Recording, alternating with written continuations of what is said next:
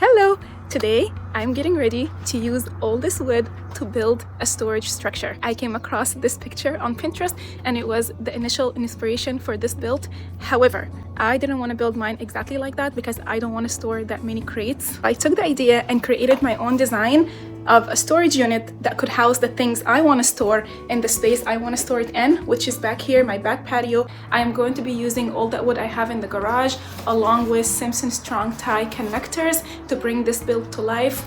Simpson Strong Tie is sponsoring this video, which I'm really excited about because their product is simply awesome, and I will tell you why they are a great choice for a project like this during the installation part of this video. But first, we have to prep the wood, so let's go back in the front and do that. Step one is to make all the proper cuts. I'm going to be using my circular saw to do this. I think if I had a miter saw, it would have been the most perfect choice, but I don't have one, and I've made a ton of similar cuts in the past with this one, so it's gonna work just fine. I feel like the best and easiest way to make a lot of cuts with a circular saw is to set up a station like this, where you have two standing items. It could be two tables, two chairs, any height, it doesn't matter. And then you want to lay your piece of wood on the top, and then you make all your cuts through the middle. That way, once you're done making the cut, you don't have a piece of wood falling over, and you're also not touching anything at the bottom after you run your cut.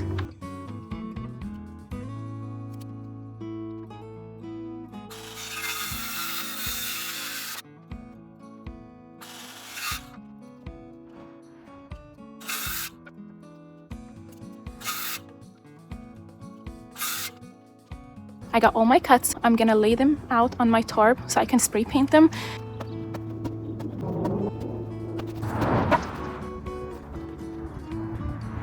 I'm not very picky as to what color I want this to be. I just want it to look nice, so I definitely want to paint it. And so I just went through all the paint that I have, and I decided this is the one I've had forever. It's almost a full gallon. You can use any paint you want. Something like this, if you don't have a particular color in mind, you can also check your hardware store for the oopsie pile and maybe find something really cheap. To apply the paint, I'm using my paint sprayer. I love using this.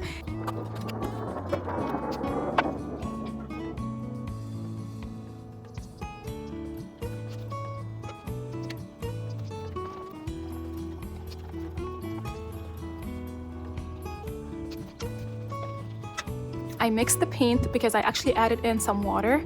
I learned from past projects that when I add some water in the sprayer, the spray paint comes out a lot more smoother and it dries just the same.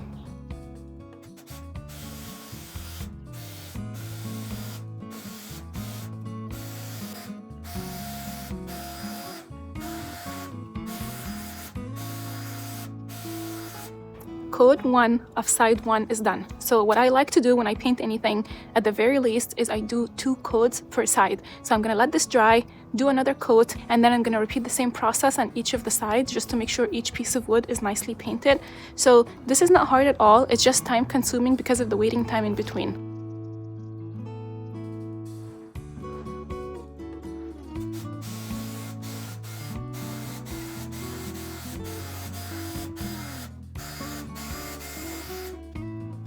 It's the second day of this build. Between day 1 and day 2 there was a weekend, and I used time during the weekend to finish painting all the wood because, like I mentioned before, spraying the paint takes a minute but drying takes like an hour, and I had a lot of surfaces to cover, so the weekend was like the perfect time to just go outside, spray a little bit, and come back inside and just let it dry and do its thing. Now that I have all the wood painted and ready to go, let's assemble this thing.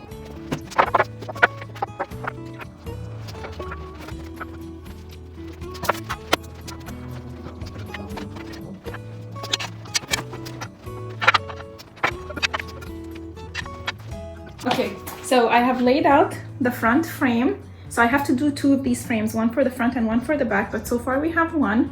And let me get closer to show you how I'm attaching everything and why I'm doing it the way I'm doing it. Okay, so basically these are independent pieces of wood. Everything is cut out from a 2x4. I'm going to attach them with this hardware like so. This is the outdoor accent decorative hardware from Simpson Strong Tie. I love it because it's structurally safe, made to last, and they are so beautiful. Like, look at this beautiful accent. In any build it would just look so good, but the bonus for me is that they match my pergola. Here is the footing of my pergola, and it's all the way on the top. Oh well, the sun is in the way.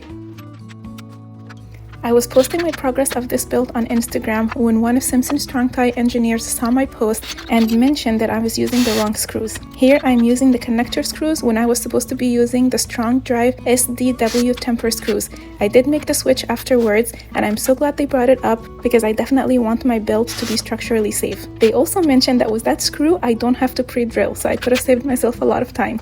But live and learn. And that's another thing I love about Simpson Strong-Tie.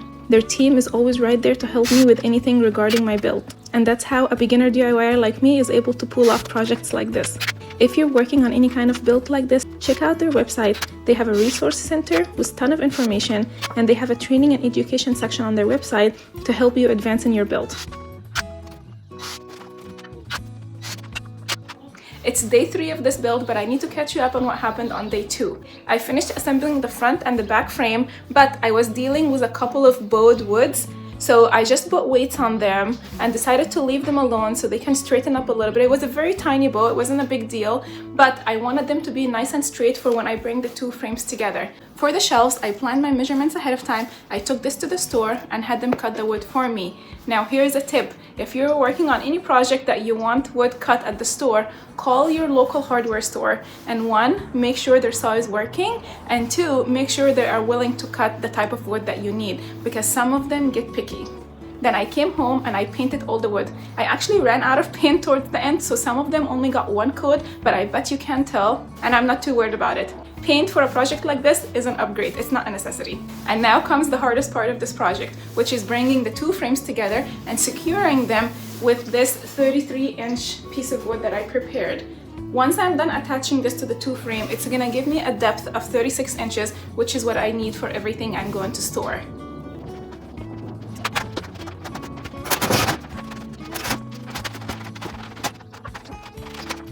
It definitely took me a couple of tries because what I did is I had them in the right spot on this wall, but I actually needed them to be in the right spot on this wall because the more progress I make on this build, the bulkier this thing is gonna get, and if it gets too bulky, it's gonna be harder to rotate. So I'm actually kind of proud of myself that I caught that early on.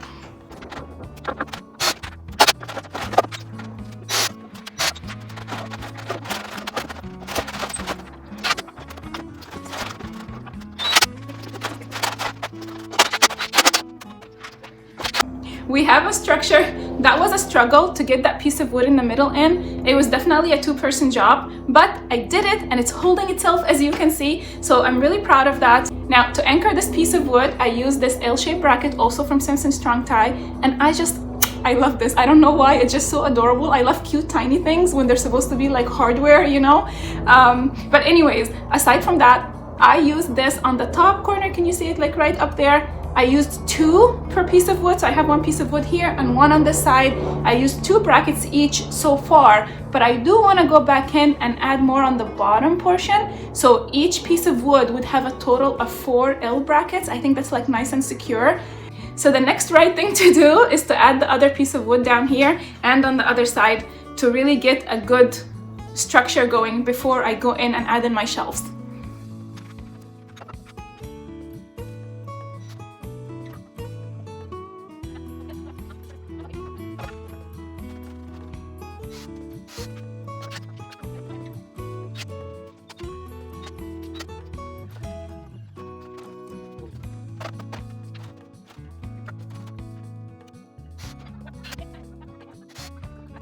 Ta-da-da-da! I'm happy to report that I have a structure holding itself up better than I imagined, and it's looking so good in my pergola. Like, I just have to take a minute and show you. Look at the pergola and the hardware, and look at the structure. It is so good. Next is going to be building the actual compartments. So I have the shelf for the first one. I need to secure that, and then I'm gonna build the divider that goes up, and then move on to the next shelf and the next and the next until I'm done. And when I'm done with all the bottom shelves, we'll work on the top ones.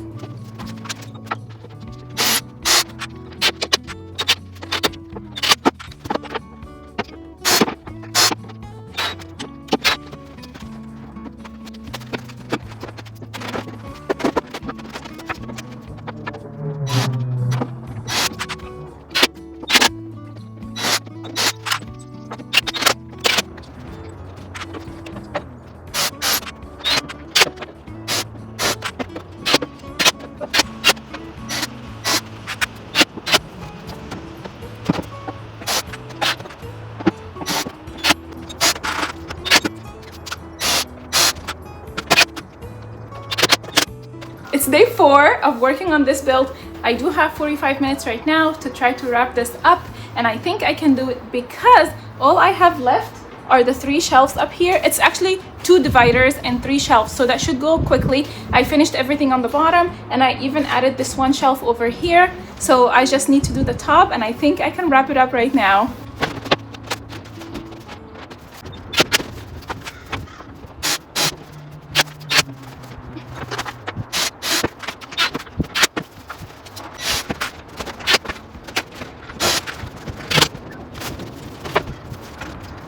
All done. It's looking so good. I cannot wait to put stuff in here and offload my garage.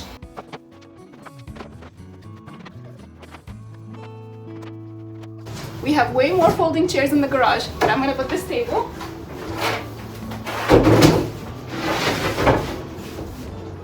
And I have 1 crate ready to go.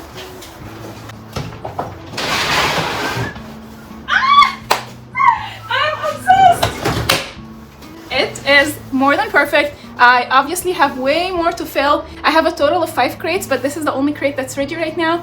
Over the weekend, I will organize my garage and bring everything here. If you guys want an updated look when this whole thing's full, you can check out my Instagram. I will update you on how it's going and how it's working. I hope you guys enjoyed this video. If you have any questions at all, please leave it in the description box below, and I promise to get back to you.